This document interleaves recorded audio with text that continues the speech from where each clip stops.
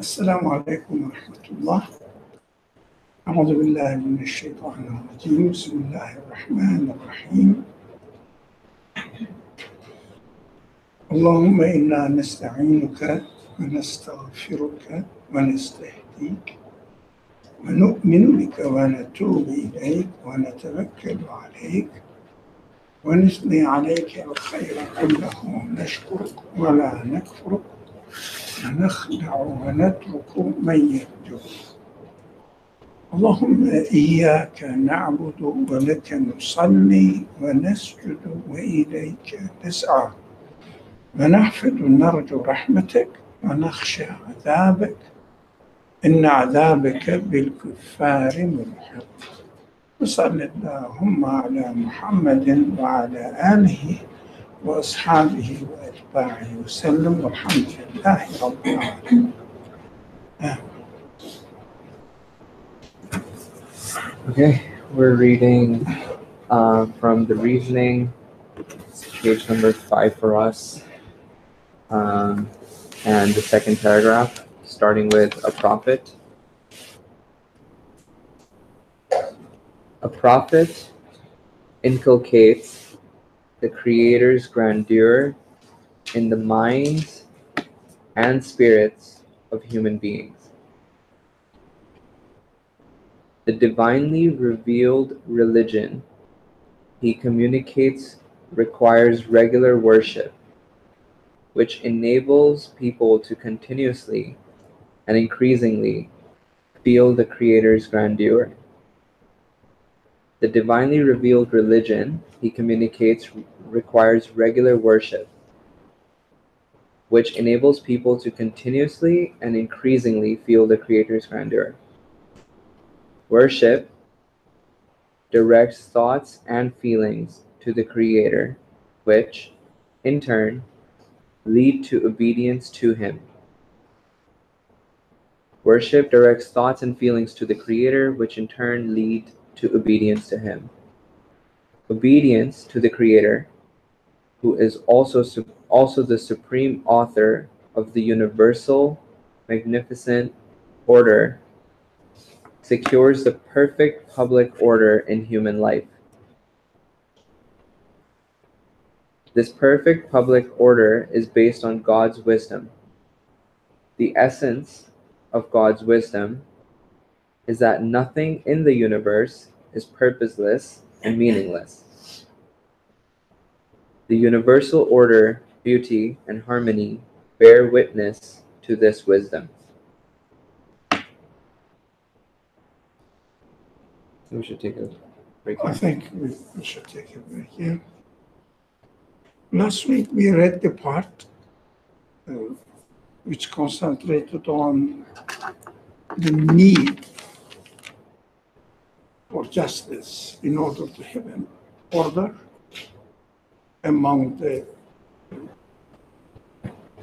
human public or among human beings. Now, justice requires a universal mind, universal guidance, because we discussed that human beings have immense potentiality. In order to turn this potentiality into ability, we have to deal with the universe, with other people, everything around us. While we are doing this, of course, we have various, sometimes contradictory feelings or tendencies. Not every time we seek justice in our relationship with the rest of the world, but at the same time we may follow our egoistic desires, whims, caprices, and there is no limit to them. There is no limit to any potentiality, human potentiality, in a good sense or in a bad sense, in the useful way or the harmful way. There is no limit. So if I follow my caprices, and that if there is no limit from outside, I can try to satisfy my caprices endlessly. So there is a need. We study this, but this need must be satisfied by an order established by an universal, if you like, universal mind. And no one can say that we, or I and we, as a group of people, have the universal mind, because it must not only take notice of or take into consideration the whole community, everybody, but at the same time, it must take into consideration time-wise. Not only now, next year, next decade, next generation. Those people who don't really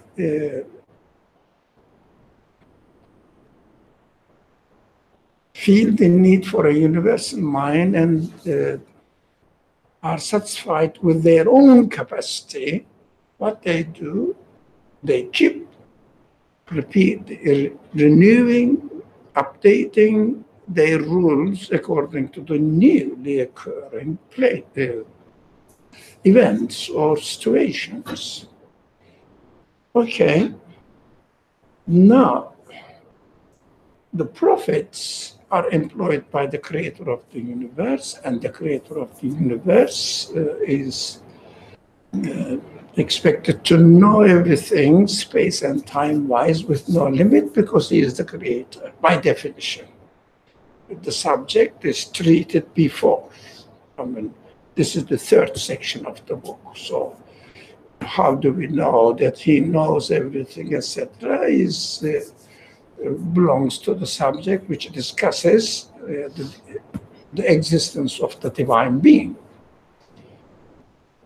And now the prophet is needed, or God's interference is needed as to guide the people in the right way according to the capacity of their potentialities. They are called prophets. What is important now, we read in this paragraph, it is interesting that the prophets inculcate the Creator's grandeur in the minds and spirits of human beings. Now, how does it do that?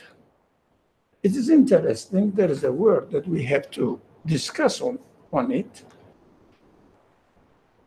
The divinely revealed religion, he communicates, the prophets come with a divinely revealed religion. It means prophets do not introduce anything from their own, at least by definition, from their own.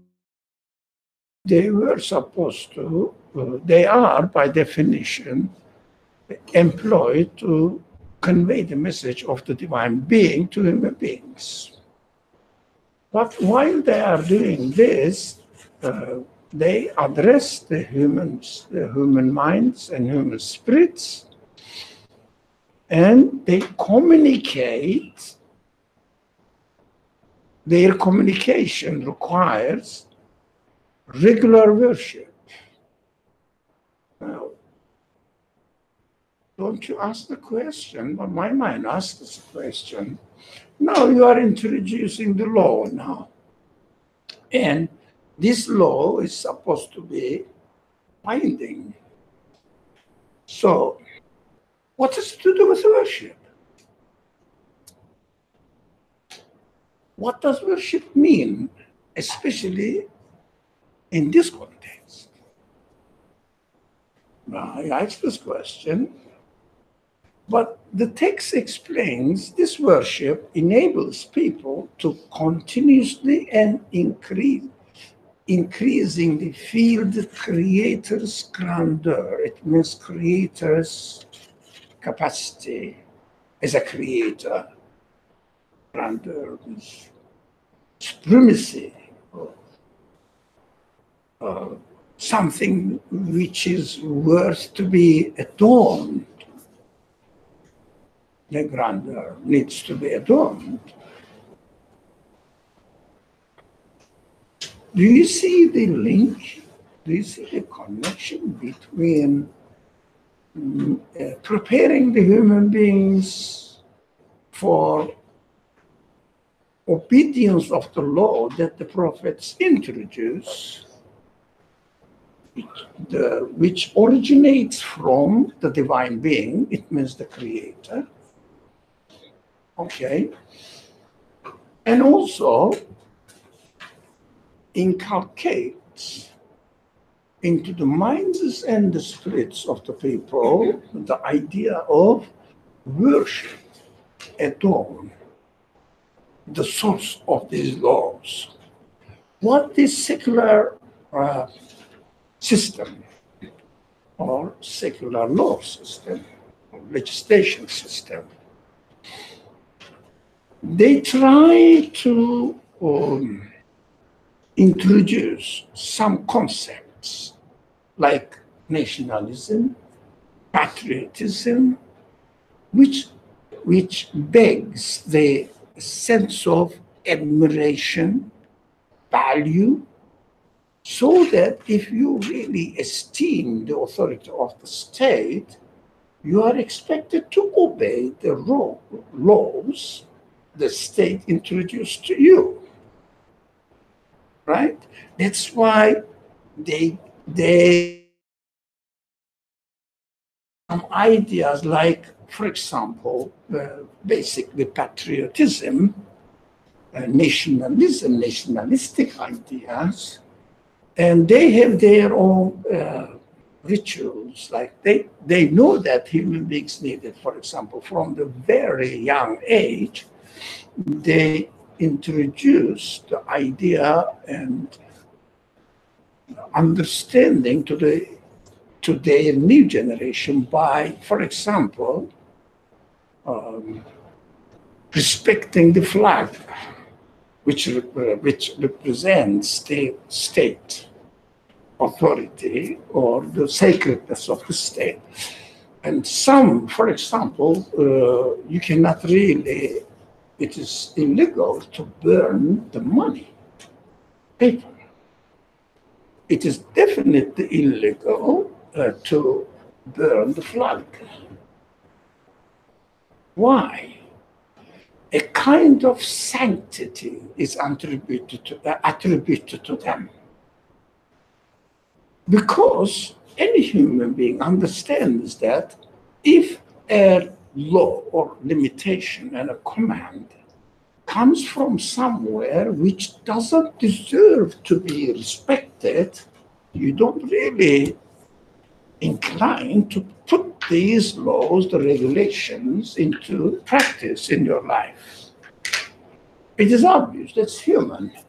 We are not only robots, machines. Machines don't need to respect something in order to practice the, for example, computer, in order to practice the programs in it. But human beings are not like machines. If I don't respect, if I don't love, if I don't have any sense of administrating, admiring something, I don't really want to listen to it. I don't want to obey.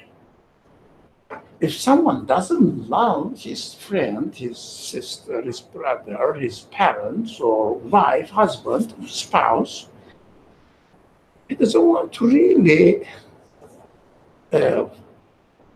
respect the feeling of the others because he doesn't love it. So why should he? But if you love someone, you are looking for an excuse to satisfy his needs or whatever he wants. you to do something. If you love someone, it means if you respect. Because I believe, I think this is another subject, but I believe that love without respect is bound to be fake. No. So if I don't respect you, but I love you, what does it mean? I love you, but I don't respect you. Does it work? I don't think it works. It's not human. So if you want, if someone sends you a love letter or love song, don't take it. Don't take it. It is just word. In practical life, see whether this person respects you. Yeah, so if you respect, you want to satisfy what he wants. It means you want to obey his needs. So the divine laws are not abstract laws. Abstract laws means on the rules, set of rules. They are backed by a very substantial notion, which is called worship. It means respect the source of these laws, and you love it. When you love it, you practice what you want. Yep. For example, I can speak to Habibullah. May God protect you from this situation, but if there is something wrong going on with Tahira between you, does she bring you coffee? A cup of coffee? Yep. Or other way around. Other way around. Right? You don't want to really follow or obey her needs if there's a quarrel, if you lose your respect. So the difference between secular laws, legislation system, and the prophets introducing the conditions, rules to follow by human beings or by the society, human community, basically, first they establish the respect to the source. And a consequence of this respect, love. Respect plus love to the creator of the universe turns into or makes worship. Perfect. Very good guess. That is worship. If you don't respect the creator of the order of this universe, you cannot love him. If you don't love him, you never will be able to worship him. Worship is a very abstract word. It's a very difficult word to understand. What is worship? We can say, well, the borrowed language from French, I think, adoration, adoring,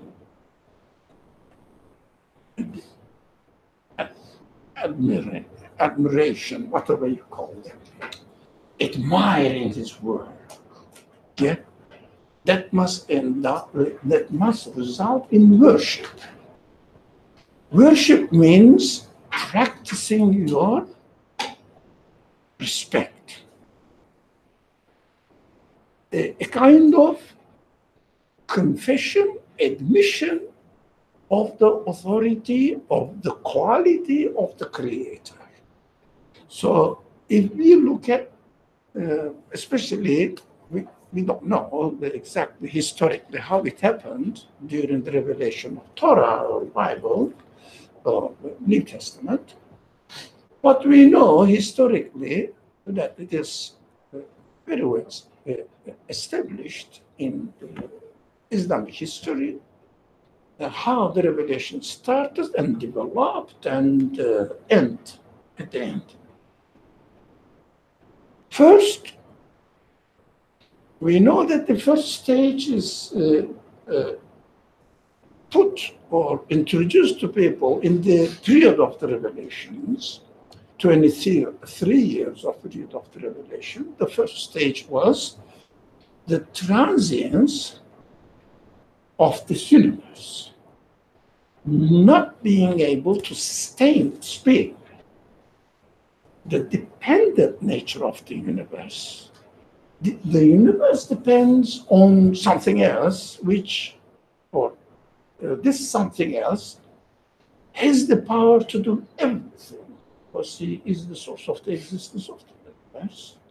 He can change the order, etc. These are the main descriptions of the Quranic first revealed verses saying that everything will be destroyed. We understand traditionally, which is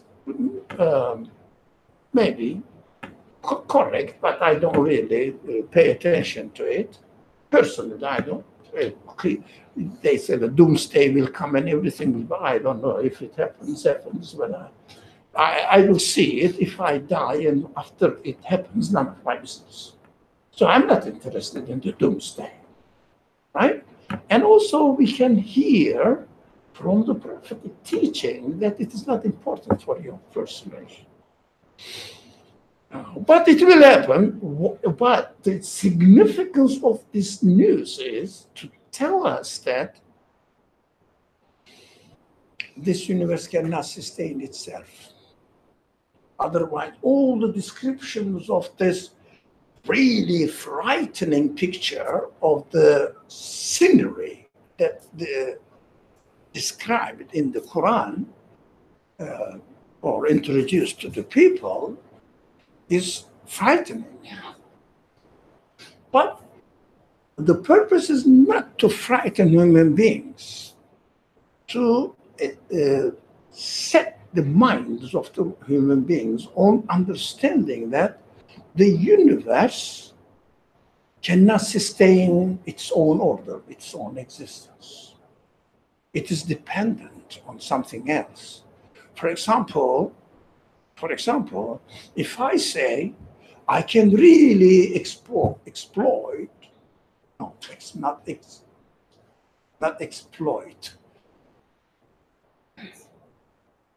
this building, destroy it. Explode. So I can really explode this building. What does it mean? Building cannot sustain its being by itself. I can put a bomb and explode it, right? It means its being a building in this shape depends not on itself, but something else. That's why all these frightening descriptions of the scenes in the Quran, of the Quran says one day, it means one moment, it will happen. Why? Because the universe cannot say that I will exist for one moment by myself. This is the point. Of course, traditionally, what we keep hearing, that one day will come and everything will be destroyed. That doesn't help you to understand anything, just, I don't know, that's what it says, I don't know, I have no clue for it. Do you understand that? So we have to make it realistic for our own life. So we understand that this world is transient. And when it comes to the second description of the Quran, in the second stage, mainly, I'm speaking mainly, human beings are going to be taken into account for their own life. It means the existence of the resurrection. So you will be resurrected. You will be accountable. You are accountable before your Creator. And then slowly, the third stage, you'd better take notes of your creator and take notes of your capacities or your potentialities in this world. Why are they given to you? These are mainly taught to human beings through the stories of the prophets. But the stories of the prophet doesn't excuse. It's a story, but the message is there will be an employed person to your people, to your nation, or to you, and it will introduce you, who your creator is, and you cannot say that I can prefer to be unmindful of my creator. If you do that, it means if you disobey the message of the prophet, then you will be destroyed. Again, there are many descriptions of the destruction, or how the previous group of people were destroyed when they disobeyed the message of the prophets. It's a lot of them. Huge wind, sound, flood. Do you recall that in the Quran? It's not for frightening the people, to frighten the people. No, if you don't listen to the message of the prophet, your life will be in a horrible position that you will never prosper in this life. So let's see.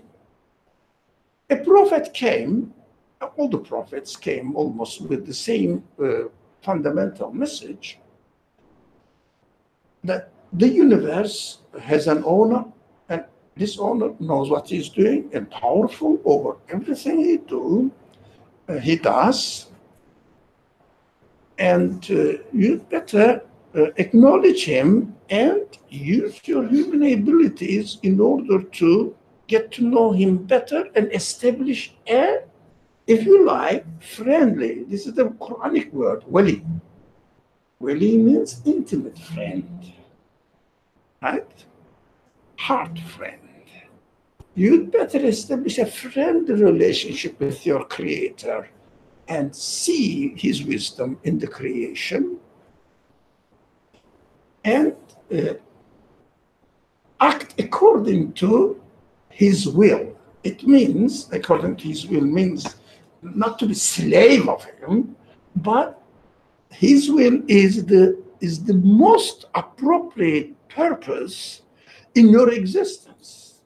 If you follow his will, it means you will be following the most appropriate path in order to advance in your humanity, to benefit from your humanity at the best. That is the relationship the prophets introduced to us that we have to follow, we have to practice. If you don't listen to him, all sorts of calamities will befall on you. Now we know that there are many nations, even they established atheist states. Millions, hundreds of millions of people were subject to this atheist understanding of life. Nothing happened to them. No blowing winds destroyed their villages, nothing. Now, for example, a certain state, they're almost the most crowded state in the world, says, I don't acknowledge any divinity, anything, if you like, morality. I understand the existence consists of only our body. Yeah. We have to try. That's their state ideology. And more than a billion people follow it. I mean, one person cannot. Okay. Can we just squeeze another table somewhere here? Don't feel alien. Join us. There's a.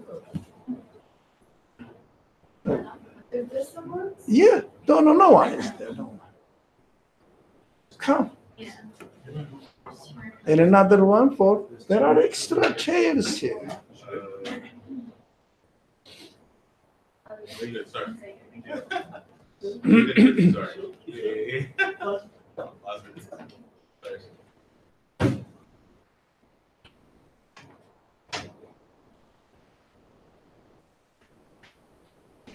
What happens if those people don't listen to the prophetic message?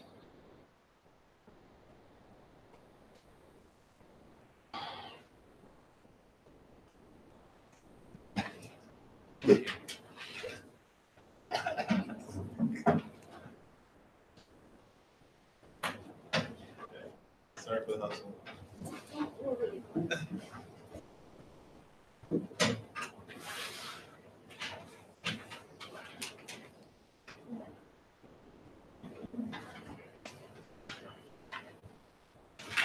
If we take the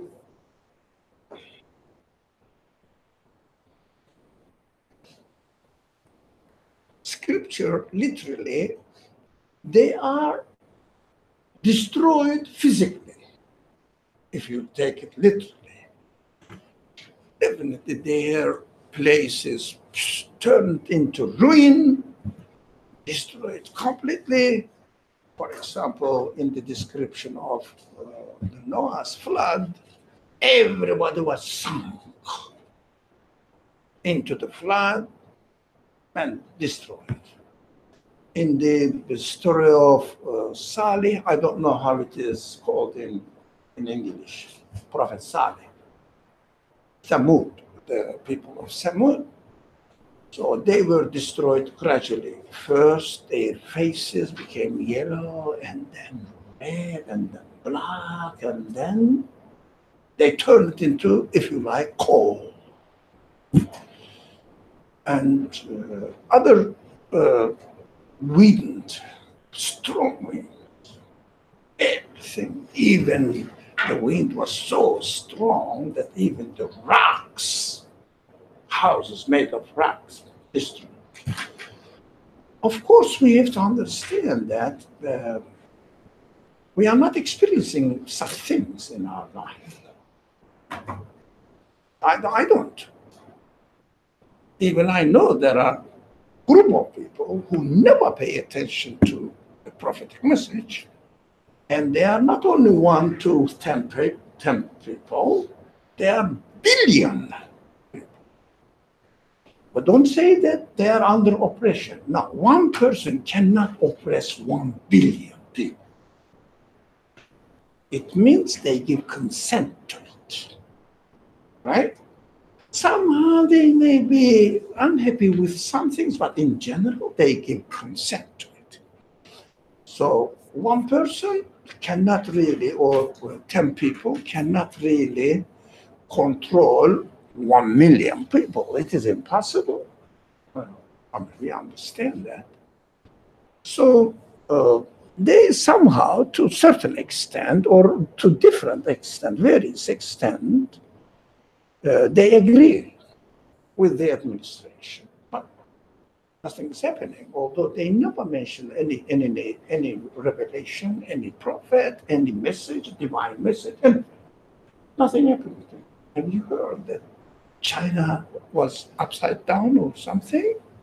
Everywhere volcano went out, and they are all destroyed. Only a few, the prophet and his followers. What does it mean? These are figurative, allegoric teachings. All the prophetic teachings are mainly teaching us that. I will give one example.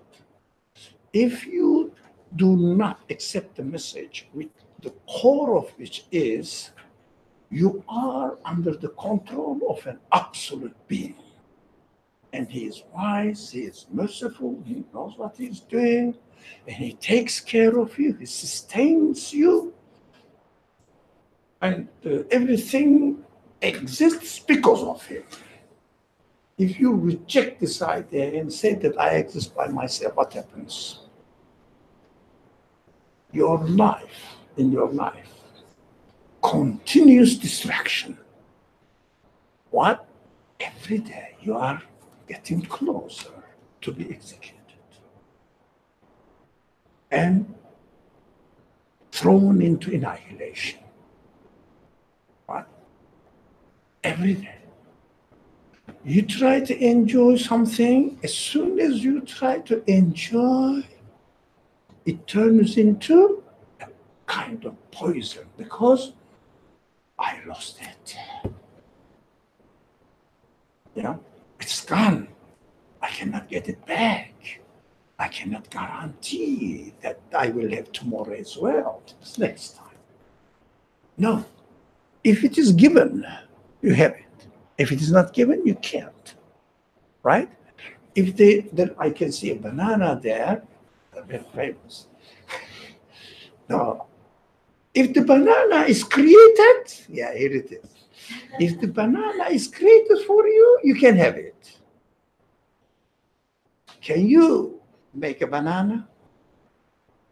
No. When you enjoy the banana, you know that you are dependent on the creator of the banana. If he creates it, you will have it. If he doesn't, you can't. You cannot guarantee. Not only you, all your clan, all your people, everybody on earth, 6 billion people, get together. This is the claim of the Quran. Bring everybody. The Quran says, bring all your, it is translated as idols, but what is idol? Anything that you attribute power to is your idol. Anything. For example, you can say human mind. If we really collaborate all together, make a very big mind by consultation and helping each other, that is the source of the truth, or that is the source of making a banana. That's why the Quran says, bring all your supporters apart from God, the creator. The creator of the universe, bring everything in the universe, you cannot make a banana. Right? So, you know that you are totally dependent on something which provides you life, sustenance, or happiness, or your human qualities, whatever. If you lose that something, what you do? You are left with continuous degradation. And although you don't accept the creator of the banana, but you know deep down that you are in need of the creator. That's why you are using what he has given to you. If you ignore it, what you do now, you are begging for something which has no meaning in the universe, in the creation. And you are in vacuum. Your universe is totally unstable, not guaranteed. Its existence is not guaranteed. Your universe collapses. Not only your village, not only your houses, your whole existence falls into continuous degradation and going into ruin. And you are going to be a compost at the end. That is what the description of the Quran calls it. Stage 1, This universe cannot sustain by itself. Stage 2, what is stage 2? Human beings will be taken. Sorry? Resurrection. Human beings are going to be taken into account, and there will be a resurrection. It means this existence, this creation is not only one creation. You will be responsible for what we have, how you have lived. Stage 3, and after the introduction of the resurrection, we sent prophets, and these prophets are to be obeyed.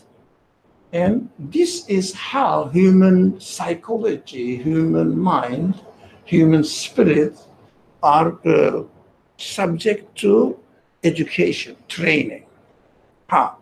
By an employed instructor, by the creator, introduces you the message of your creator, explaining why he has created you, how, which kind of being he is, being with capital B. So, which kind of being he is, introduces. The stage 4, if you don't take notice of it, everything will collapse on you.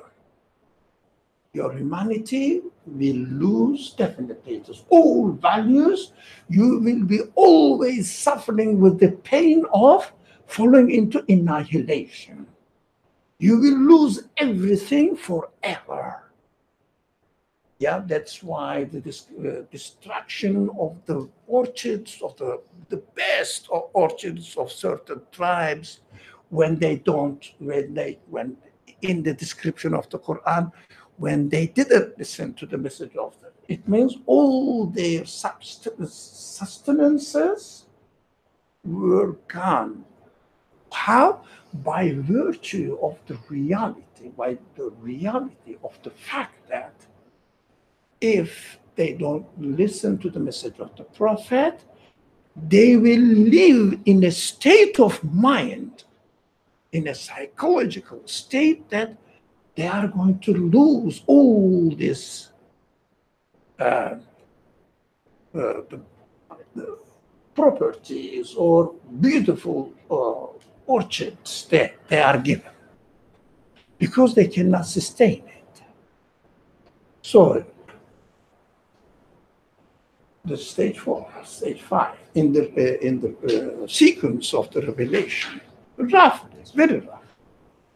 And then, how are you going to establish a relationship with your creator?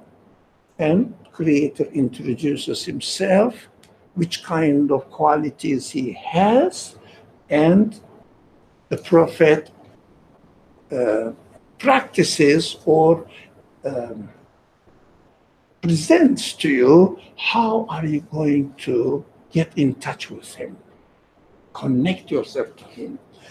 Apart from the consciousness of his qualities, also, how are you going to arrange your personal life, your social life, while you are in this world, so that you should not contradict the purpose in your existence. Now, let's say this is not the last stage, but the stage before last stage, worship comes. How are we going to worship the Creator in this world? Of course, we said what worship is. Essential worship is admiring, admiration turns into respect, results in love. Yeah? First, admiration. If you don't admire the quality of somebody, you don't respect. If you don't respect somebody, you cannot love him. If you cannot love somebody, you don't want to go ahead with his desires, his wills. It means you don't want to obey him. And obey is not obeying the law, but for example, among the couples, obeying means really I know that my wife wants this. Let me do that. That is obedience of her choice, her will.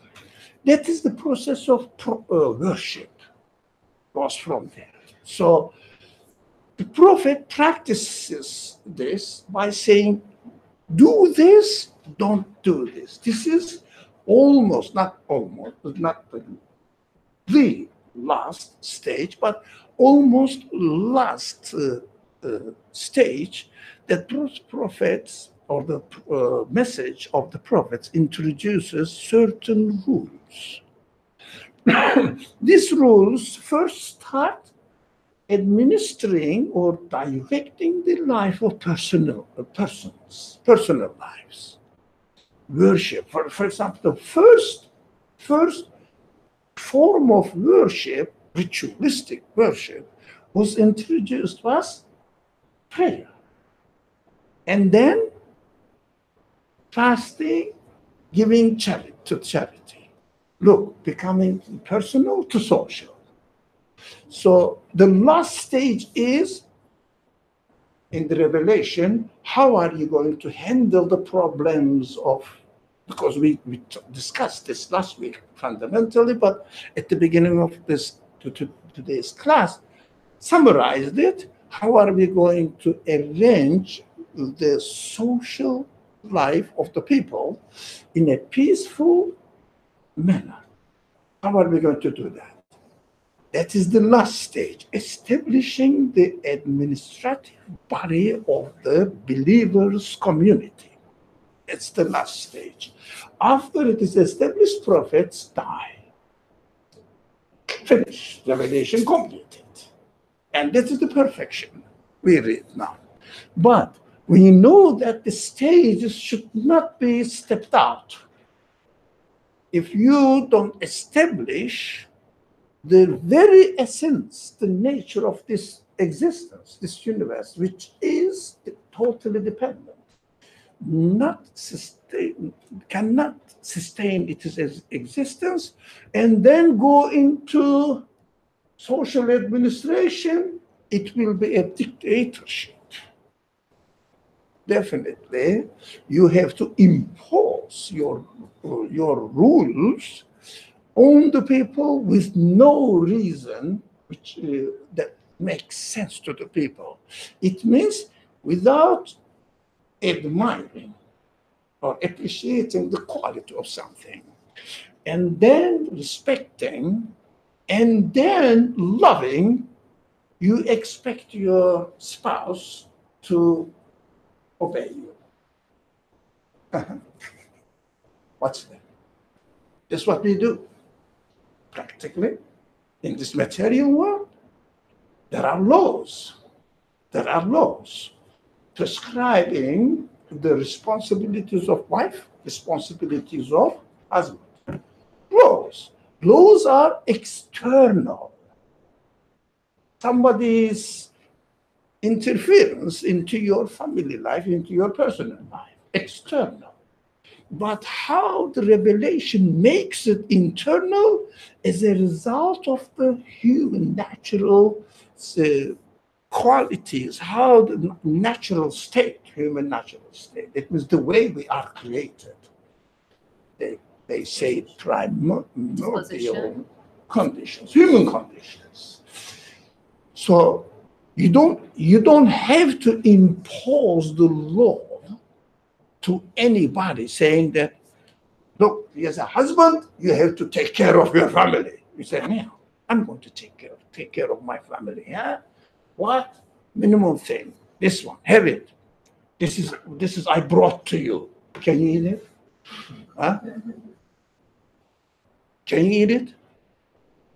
If I invite you to my house and say that, man, you came to my house and caused trouble, now I have to give you something concrete, and here it is. Yeah? Even it is the most delicious food. Can you eat it? Even the most delicious food, without being presented in an insulting way, No, just neutrally put on the table. You are there as the guest of the house, and the host put the food there on the table and said nothing.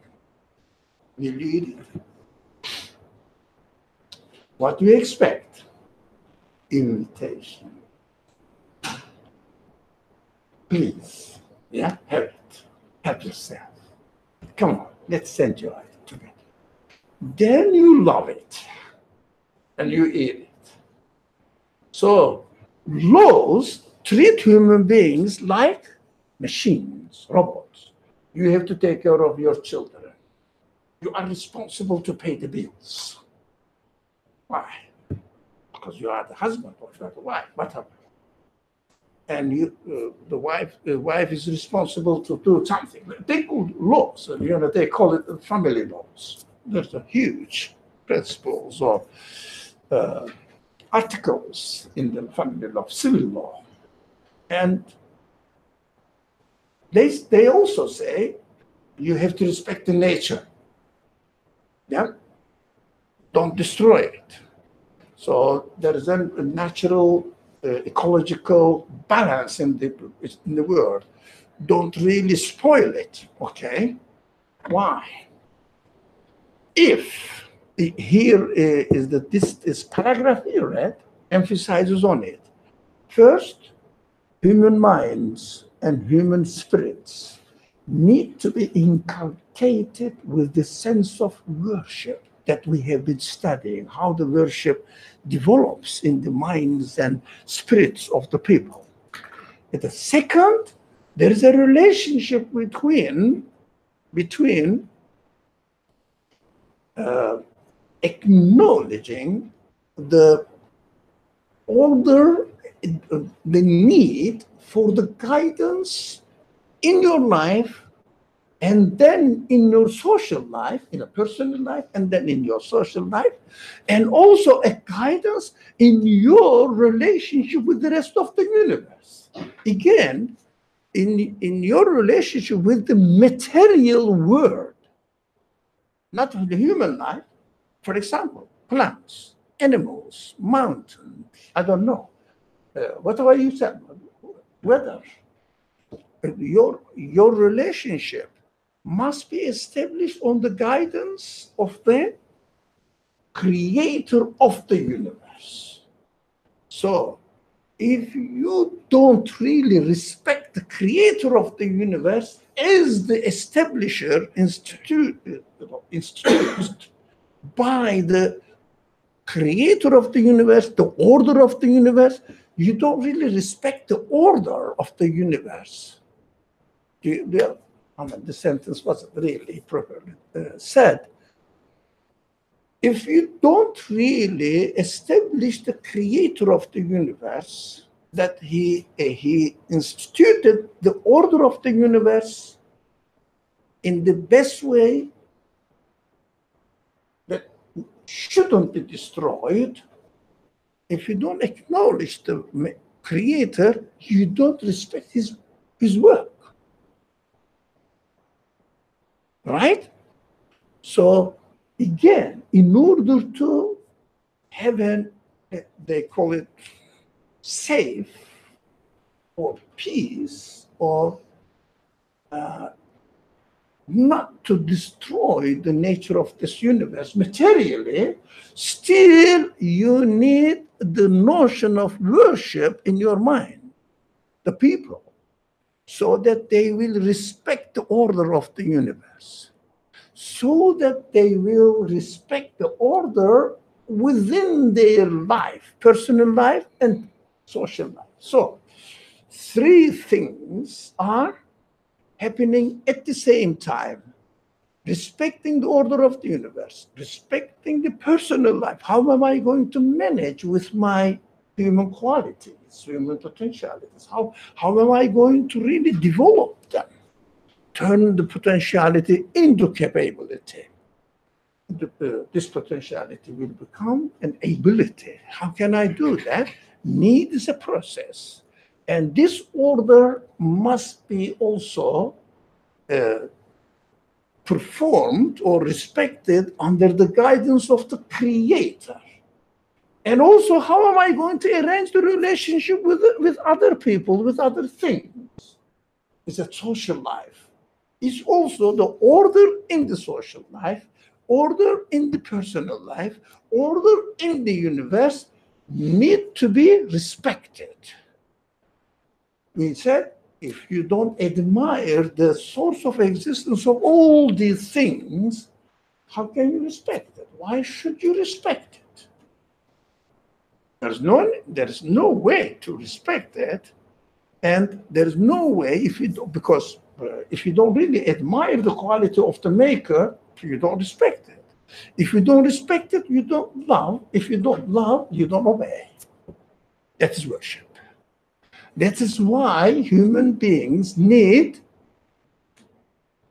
a prophet which teaches people how to turn their behavior, their attitude towards their personal life, social life, and their relationship with the rest of the world through worship. Now, unfortunately, what is commonly understood, introducing the rules.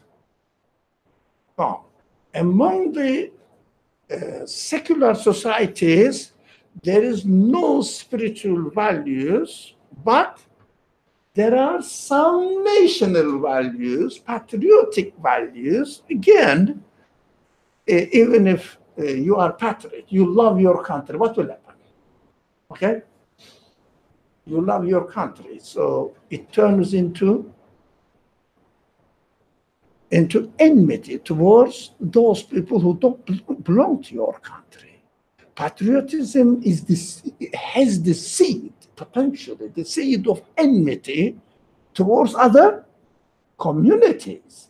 Because the conflict of the interest, you have to take a side, support for your own country, state. It means in case of clash of interest, what happens?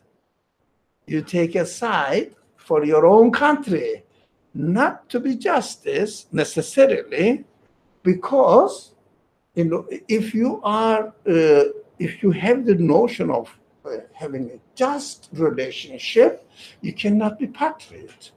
You can be patriot of the earth, not your country. It is artificial. So you can be a member of the nation of humanity, not a nation of France or Germany or I don't know, Iran. Do you understand? You cannot be. In order to have this universalistic understanding, what do you have to do? You have to acknowledge that none of the parts of the world belongs to another part of the created beings. It must be universally established how whoever created the whole universe, we have to respect him. So we have to love him. So first we have to admire him. It means acknowledge his qualities. If you don't acknowledge that the creator of the universe has an absolute power, how can you admire him? If you cannot admire him, how can you respect? If you can respect, how can you love? If you can love, how can you worship? Impossible. So acknowledging the qualities of the Creator is the fundamental teachings of the scriptures presented to human beings through the prophets by the Creator introducing himself. Otherwise, if the Creator did not introduce himself through the message sent via the prophets, how would we know? We just admire. Let's assume that we have never heard the notion of God. Have you ever spoken to people from China?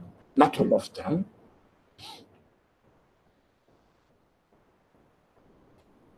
I had some experiences, not many, but some. When you say God, Spirit, it never ever makes any sense to them. What are you talking? There was a person long ago, maybe 20, no, 30 something years ago. I didn't know that the people would not have any notion of God if they are not introduced. That is very important. And in a place we met, and this person said, look, I am being introduced to new culture, Muslim culture, the first time. Actually, let me make it a bit clear. It was a she, from Japan, didn't have any religion. The new generation in Japan is total blank, or not all of them, but mostly blank atheists. Now, because the Japanese culture, this imperial culture collapsed and replaced with nothing. Now, they used to worship their ancestral values. It is gone now because people started questioning, why should I admire my grandparents' house? Who cares? It's gone, and I'm going to go into annihilation as well. Why should I? They woke up, lost this value, if it is a value at all, but at least they had something to stick to. But they lost that one. Now the new generation has nothing at all, only material world, living like a really animal, but in the form of machine. So she was one of them. She was in trouble with this idea, but didn't know. As a human being, she was maybe honest to herself. So she ran away from the family, having some financial, savings, started traveling all over the world, everywhere. So came to a Muslim country. And they kept telling to her that God did this, God that. She'll say, what's that? What are they talking about? Of course, at this stage, I didn't know her. So later on, some people realized that we are emphasizing on this belief system. Now, not the rules. So they introduced this girl to us as a family.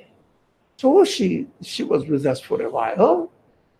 She said after 6 or, well, I'm not sure, 6 months or a year or 2, she has been staying in the Muslim community, and she said that was very interesting. She's trying to make sense of the concept of God. It doesn't make sense. People think, because we hear, and from the very childhood, we hear that God created, that God is good, God is something, God is going to punish you, or depending on the family attitude towards the children, our mind is prepared for it. Imagine you belong to an atheist Chinese family. No value at all, apart from working, eating, and looking for a shelter. Nothing. That's what the whole life consists of.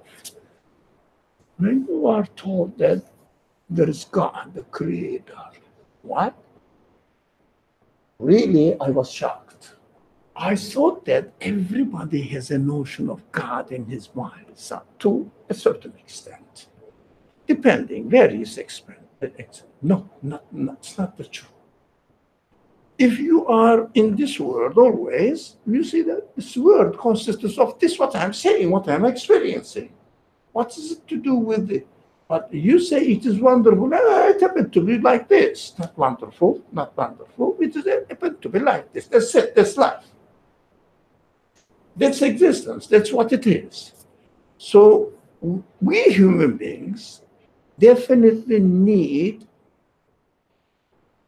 our Creator to interfere into life and introduce Himself to human beings. But after being introduced, we can, because potentially we are enabled with this, we can understand it, confirm it. If we are not introduced, for example, if you have not taken the computer science college education, will you know what it is?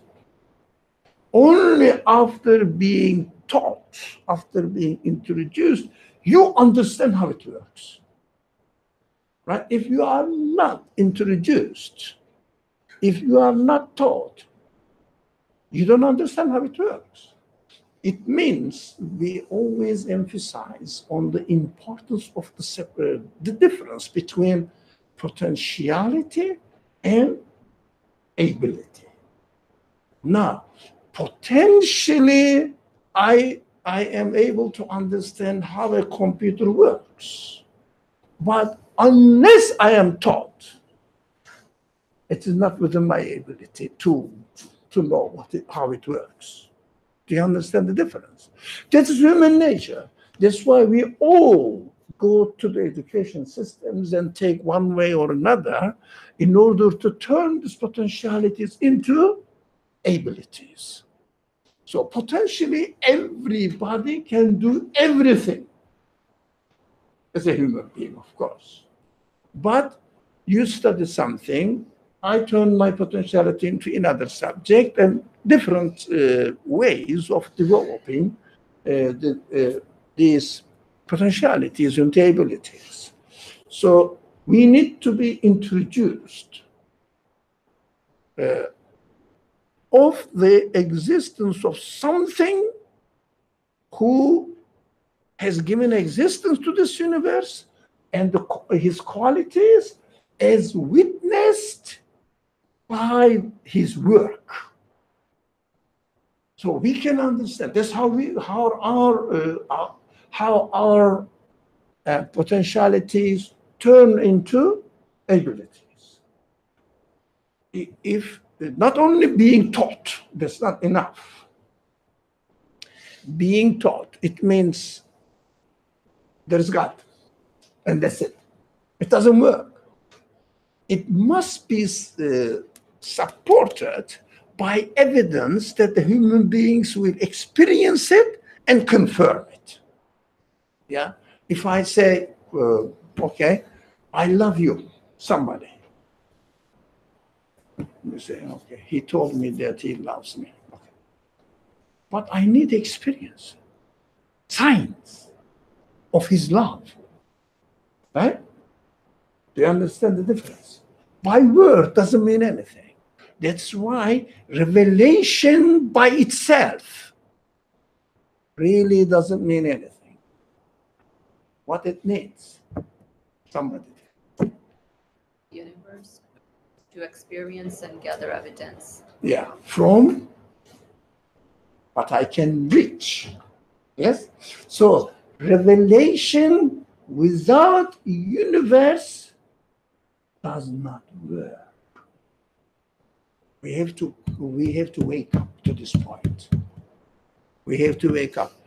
Reading the Quran as Muslims or reading the Torah as Jews doesn't mean much. You have to bring evidence, support it, make it work together with the evidence. That's why the prophets are given revelation. At the end, this revelation will guide human beings to respect the order in the creation because of the Creator, admiring the Creator, respecting Him, right? and then respect the order within your human being as an individual, and then respect the order introduced by the Creator via the prophets in the society level. But this stage should not be reversed. Doesn't work. The people very much inclined to reverse it. Establish the social order, they call it Sharia. It is ridiculous. It doesn't work. It is something like secular life or secular legal system introducing the law, forcing the people to obey, but without any respect in its space. Do you understand? There is no difference. It means, I call it secular, that's my vocabulary, secularizing religion. Do you understand? Imposing the rules of the people without establishing the base for it. It means this is the method of secularist legal system, secularist values of the society, secularist societies. How they work. They introduce the law and ask to do that. Why? Because law requires. Don't you see that? For example, take care of the dog, your dog, on the street when they do something. I found one post saying penalty is up to $300. Underneath it, it is a law. Because of the law, I should take care of my dog.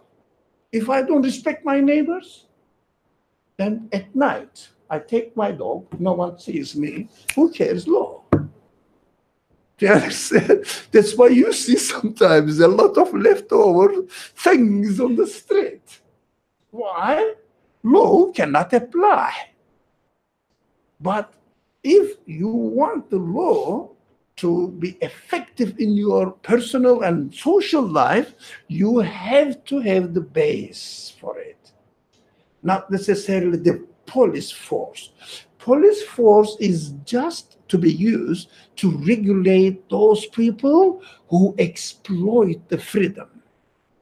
But because I am free to practice my whims, caprices with no end. Every human potentiality is limitless. We should never forget that. In the negative sense, in the positive sense. Yeah? There is no limit. So those people who don't respect the limit, then put it in order to put the limit. But this limit, we should never forget. These are fragile, very, very, how do you say, fine points. Fine points. When we put the limit to people's life, it must be, we have to be very careful here.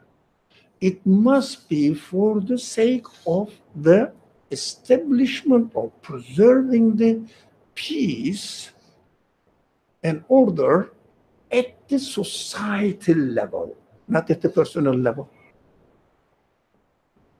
And not at the personal level. You cannot impose the rule of Sharia in Islam at the personal level. If someone doesn't pray at home, no one can punish this man. Do you understand? Some people may drink at home. No one can punish according to Sharia. Why? Because the Sharia laws are to be applied only, never forget this word, only, to protect the order and the peace of the society. Nothing to do with persons. Do you understand?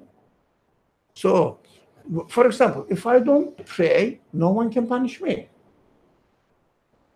But apart from my relationship with my Creator, no authority on earth, even the pure Sharia application, it was possible. No one can do that. Right? No one can force me to pray at home. But in a public arena, public field, I cannot be a bad example for the sake of the public. Now, I cannot interfere into the right of somebody. I can put a nail into my body and hurt myself. Can anybody prevent me? Legally? But I cannot put the nail into your body. Then the Sharia comes in to function. That's why we have to understand. We have to understand that when the punishments, etc., is nothing to do with personal level. It is all for the sake of society's peace and order. We have to understand this. Because the society in general is a not real, but a virtual being. You see what I mean? Virtual being. Human construct. Right? Human construct. Society. So you cannot teach the society, this human construct, who the Creator is, which kind of values he has, this, how do you say, abstract notion should acknowledge and respect the Creator. It doesn't appear. This is what I mean? They call it social consciousness, but social consciousness comes from, it's a psychology. Social consciousness, they study this, comes from individual awareness. Society is an abstract notion. If you like, it is artificial. But the relationship between you and me is real. But when you take the individuals apart from, there is nothing human. So society doesn't need, but this, we have to understand the difference.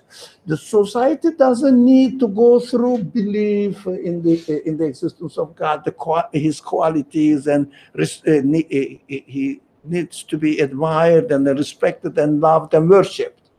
That's why in the society level, you use material force. When it comes to individual level, you cannot. You cannot force anybody to do anything in his personal life. For example, can you force me to believe in God? And can you force me to obey the prophet? Well, the prophetic message, actually, obeying the prophet is not the right concept. Prophetic message. If you say, if you don't believe in God, I'm going to kill you. Does it make you a believer? Yeah. So be careful. We cannot kill a kafir. We can kill kufr. There's a difference. Yeah. But a person attacks you, you have to protect yourself. Because if this person is attacking you physically, you have to protect and respond back physically. But if a person attacks, let's say, belief system introduced by the Quran, you have to protect it by not killing the man, but killing the ideology or philosophy or whatever the view this person has, idea, coming up with an encountering or counter argument. You cannot kill the man because he's not attacking you bodily. You cannot really protect yourself bodily. Ideologically, must be counter. How do you say? Must be. Sorry. You're trying to say like ideology. Ideology to ideology, body to body. Do you understand that you cannot implement the laws or divine laws on people physically? You have to just give advice. That's why the prophets are told what? Convey the message. You just convey the message. There is nothing more on you. No responsibility. Convey the message. Yeah? The Quran is really full of this reminder. Convey the message to human beings. So we think, unfortunately, the modern mind of the believers, what they do, they implement the law in the society, including the personal lives. Now, that is the distortion in understanding of the nature of revelation. We have to really understand this kind of matters. So if you want to educate or train somebody, your friend, your children, your nephew, or whatever, so somebody, what you have to do, you cannot interfere physically. You never say, do this.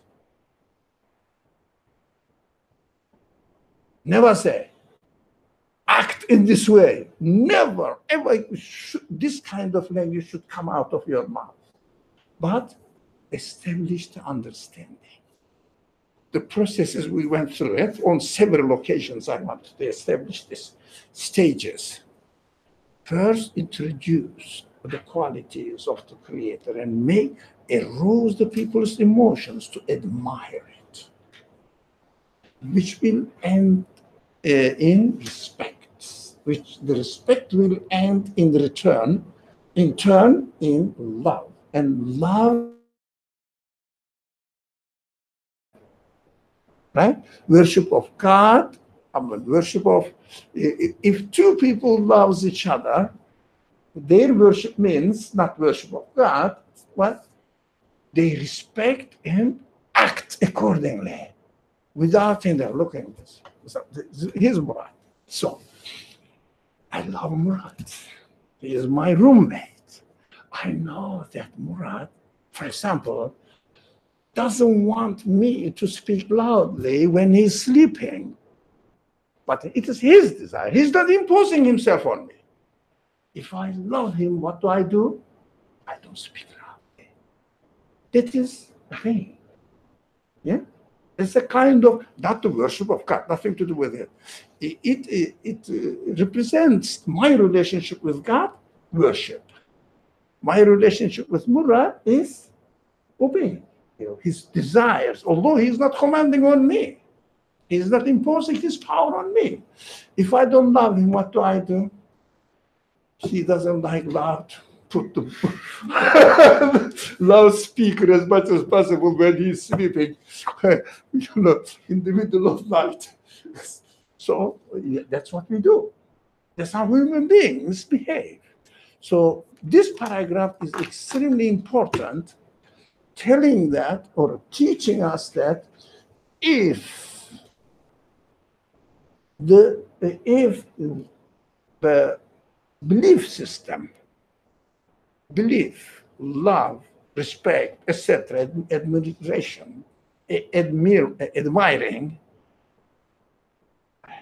have not been established through worship, introducing the laws how to administer the society or personal life does not work.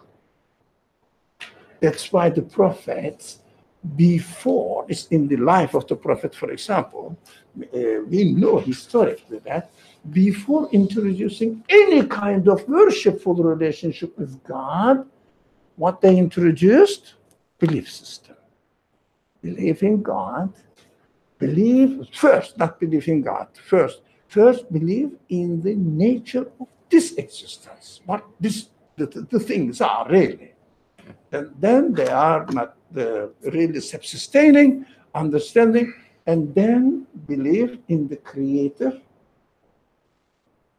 by through understanding that we are created for a purpose, and we have to fulfill the purpose of our existence. How?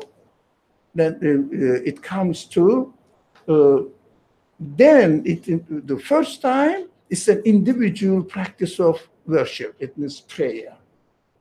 prayer, fasting. No, fasting is later, but the prayer is the first one. This ritualistic practice of worship introduced by the prophet. And then at the very, very end, the relationship at the societal level. If you read the last revealed chapters of the Quran mainly, you see that lots of rules introduced in order to arrange the relationship between human beings at the societal level. You understand that? We have to follow the same thing, same sequence as the revelation followed, and then we will have a peaceful society. If you don't follow this, you will never prosper. And then struggle and how they say, interest groups fighting each other, never-ending wars. People say we don't want war. But if you don't really educate people, train people that they should really keep their caprices under control, as introduced by their creator, then you cannot stop wars. Impossible. Because every nation emphasizes on the importance of patriotic feelings, emotions. It means, as we discussed, I'm just wrapping up, the time is really up now, a hidden competition, a hidden conflict with the other nations. Cannot be impartial if you are patriot. Impartial. You have to take the interest of your country. Do you understand? You cannot be impartial. We said, I'm just wrapping up, at the very beginning, we said, if you want to be impartial, you have to be patriot of the earth, all over. And in the language of the Quran, patriot of the universe. Because all things in the heavens and on earth glorify God. They are my friends. We do the same thing.